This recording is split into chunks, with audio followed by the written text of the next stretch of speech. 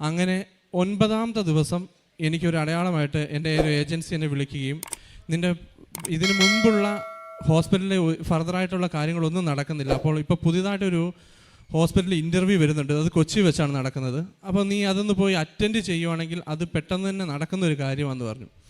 അങ്ങനെ ഫെബ്രുവരി 15 കൂടി ഞാൻ ആ ഇൻ്റർവ്യൂ അറ്റൻഡ് ചെയ്യാൻ പോയി. ഈ ഇൻ്റർവ്യൂ അറ്റൻഡ് ചെയ്യാൻ പോകുന്ന സമയത്ത് എനിക്ക് ഇവിടുന്ന് ഉടമ്പടി എടുത്ത് കിട്ടിയപ്പോൾ കാശ് രൂപം എൻ്റെ കയ്യിൽ വെക്കുകയും, ഞാൻ അങ്ങനെ ഇൻ്റർവ്യൂവിന് ചെല്ലുമ്പോൾ 450 പിള്ളേരുണ്ട് ഓൾറെഡി ഇൻ്റർവ്യൂ അറ്റൻഡ് ചെയ്യാൻ വേണ്ടിയിട്ട്. അങ്ങനെ ഞാൻ ഈ കാശ് രൂപം എൻ്റെ കയ്യിൽ വെക്കുകയും, ഞാൻ അങ്ങനെ പ്രതീക്ഷീകരണ പ്രാർത്ഥന പ്രാർത്ഥിച്ച് അങ്ങനെ കണ്ണടച്ചിരുന്ന് അങ്ങനെ പ്രതീക്ഷീകരണ പ്രാർത്ഥനയും പ്രാർത്ഥിച്ചുകൊണ്ടിരുന്ന് ഞാൻ ഇൻ്റർവ്യൂ അറ്റൻഡ് ചെയ്യാൻ കയറി. എൻ്റെ ഇൻ്റർവ്യൂ അറ്റൻഡ് ചെയ്യാൻ കയറുന്ന സമയത്ത് എൻ്റെ മുമ്പിലുള്ളവരോടൊക്കെ ക്വസ്റ്റ്യനൊക്കെ ചോദിക്കുന്നുണ്ടും എനിക്ക് ഭയങ്കര പേടിയാവാൻ തുടങ്ങി. കാരണം അവർ അങ്ങോട്ടും ഇങ്ങോട്ടും മറച്ചും തിരിച്ചും, അതേപോലെ തന്നെ മൊബൈലുകളിൽ പല ഫോട്ടോകളും കാണിച്ചും ഇതെന്താണ് ഇത് എന്നതാണെന്നൊക്കെ ചോദിച്ചുകൊണ്ടൊക്കെ അവർ ഇൻ്റർവ്യൂ അറ്റൻഡ് ചെയ്യാൻ തുടങ്ങിയത്. പക്ഷേ എൻ്റെ സമയമായപ്പോൾ ഞാൻ ഇൻ്റർവ്യൂവിന് ചെന്നു, അവരെ വിഷ് ചെയ്തു, ഞാൻ അവിടെ ഇരുന്നു.